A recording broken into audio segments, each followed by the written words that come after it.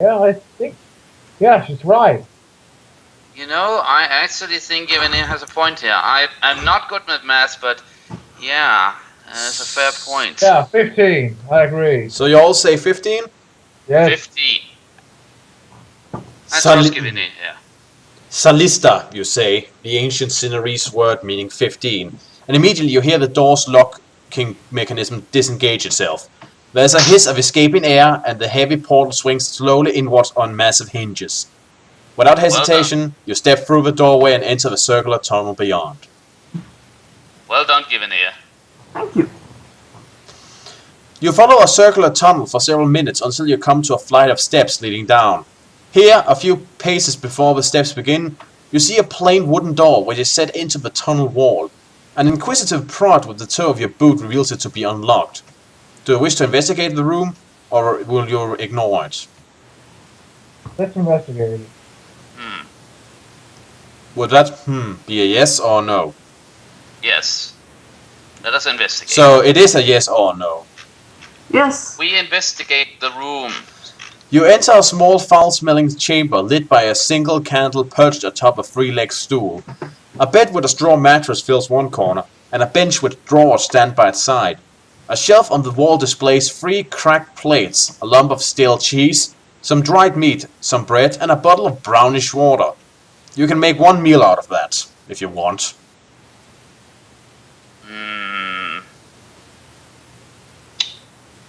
I don't know. Do we have any backpack space? Let me see. Sorry, just a little sound I make when I'm sort of impatient. But, well, we have 1 space left, and we already have 2 meals. What do you say, Givenir? Make room for more meals? Well, there is 1 slot open left. The question is, do you take this meal? Yeah, sure, we can throw it away if something more important comes along. Right. Yeah. Okay. You pull open the drawers and find some assorted clothing infested with fleas and a copper key. Do you wish to keep the copper key? Yeah. Well, No, wait, we already have a copper key. Maybe it's a copper key to something else. Oh, that's a little something. Let me see. Yeah, a special item or a backpack item? It's a backpack item. Oh, we already have the food.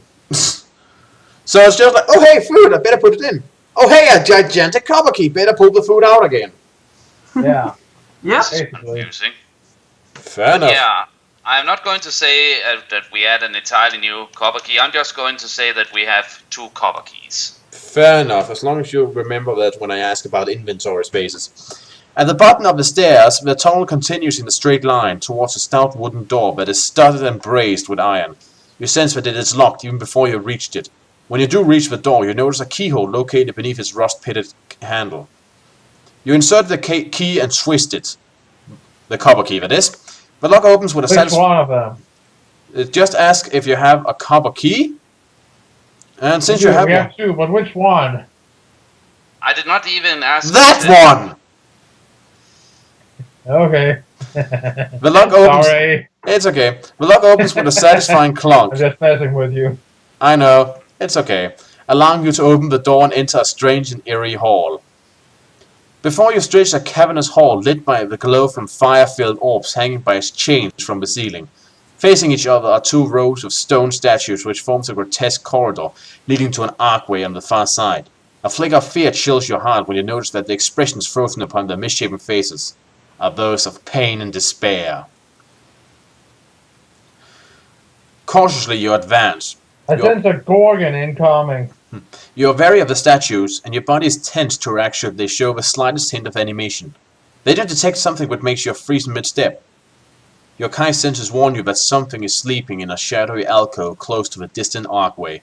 Anxious not to disturb whatever is resting there, you call upon your camouflage skills to mask your presence before moving any nearer. Do you have Assimilance, by the way? Simulance? Assimilance, one of the new Grandmaster skills. No, I don't think so. Let me have a look if we have that. One master skill simulant. No, we do not have a simulant. Alright. Givenir, roll a die. Wait, I don't have a die. You were going to find a new one for me. Don't worry, I'm just gonna open the old one again. Okay. 8. Of course. With bated breath, you tiptoe past the alcove, your weapon unsheathed and held ready in case the sleeping creature should awaken. Fortunately, your Kai skill served you well, and you are able to reach the archway and leave the hall without incident. A short passage leads to a junction where a wider corridor crosses from left to right. Your skin prickles in reaction to the concentration of evil. You detect in this subterranean part of Mogaruth, and silently you call upon your creator, the noble god Kai, for protection and guidance before continuing. Noble god Kai, my ass. The guy created an entire race just to guard something and just left them to die when it wasn't there anymore. Yep, noble god Kai. Yeah, I wonder if the history books actually remember that. Well, we headcanoned that we adopted the whole race and they now live back in the Kai monastery. A noble thing. Yep. Unlike our god, apparently. Yeah.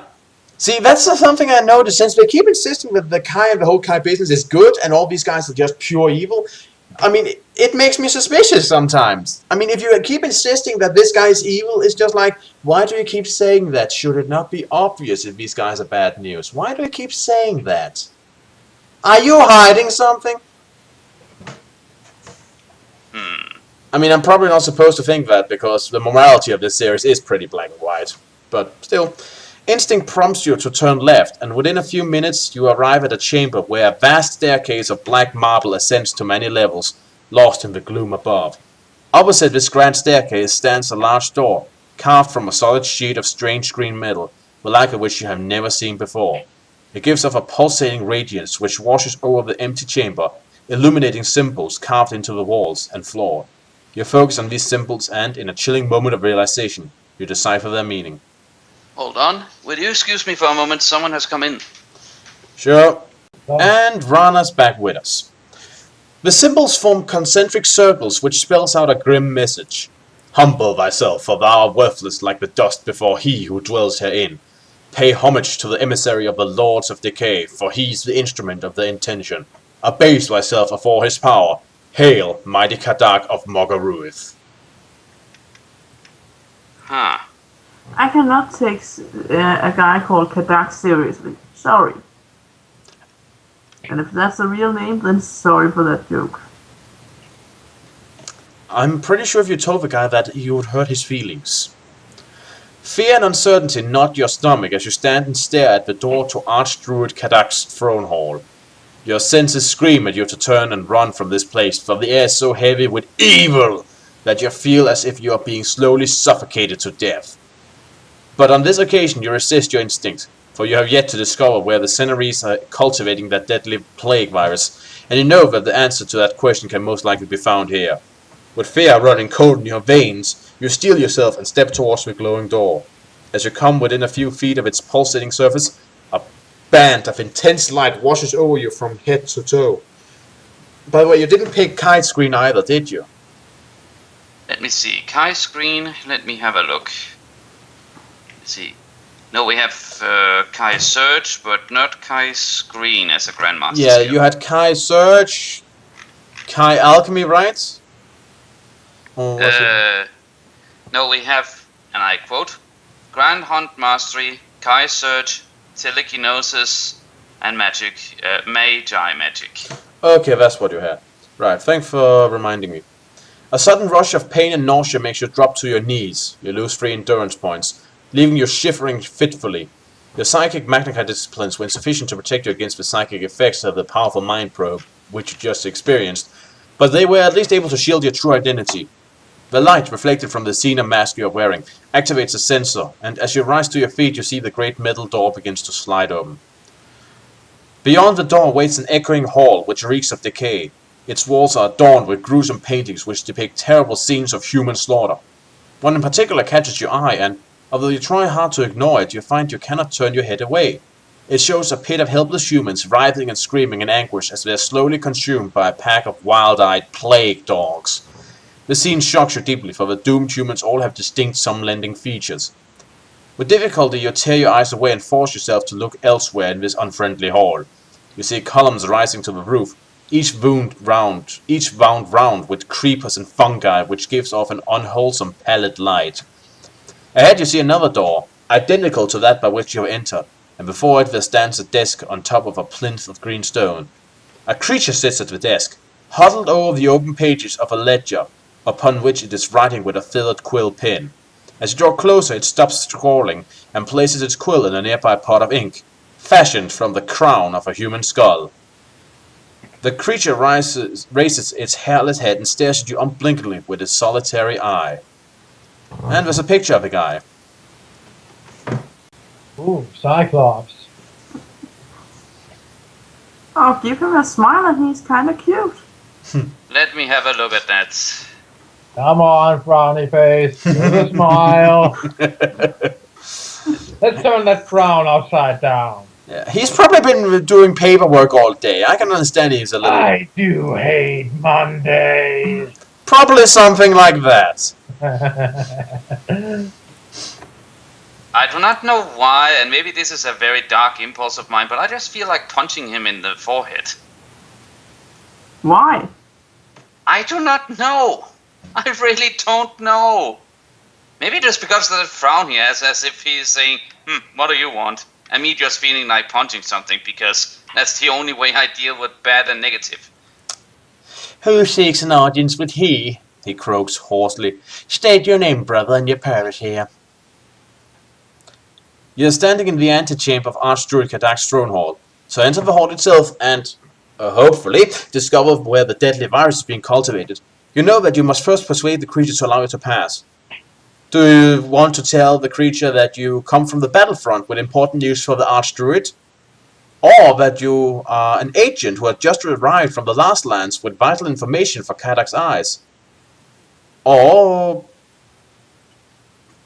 well, that's actually the options you have. I would go with the first.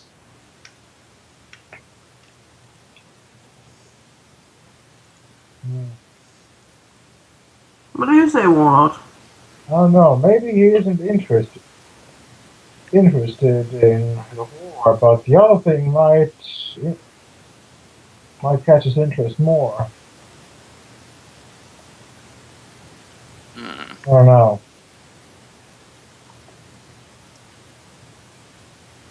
I don't know. What do you say, Gibbonier? Let's go with the latter then. So that you are an agent from the Last Lands. Yeah. Okay. You notice a flick of suspicion register in the creature's eyes.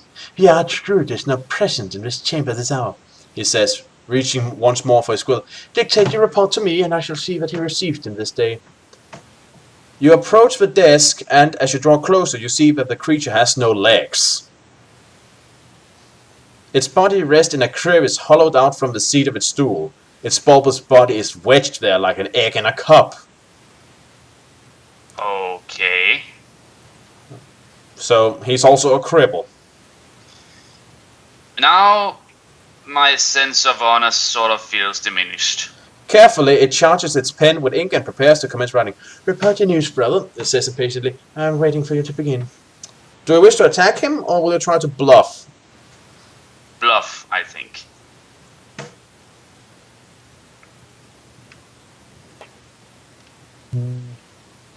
I agree. Yeah. Let's not unnecessarily attack the crippled. You begin your bogus report. And it seriously says that. Bogus report. And the creature dutifully copies down your words, but when you're saying soon heightens its suspicion that you're an imposter. Then you notice its free hand gliding slowly towards a button which protrudes from the side of its desk. It is an alarm button. Before you can prevent it, the creature depresses the button.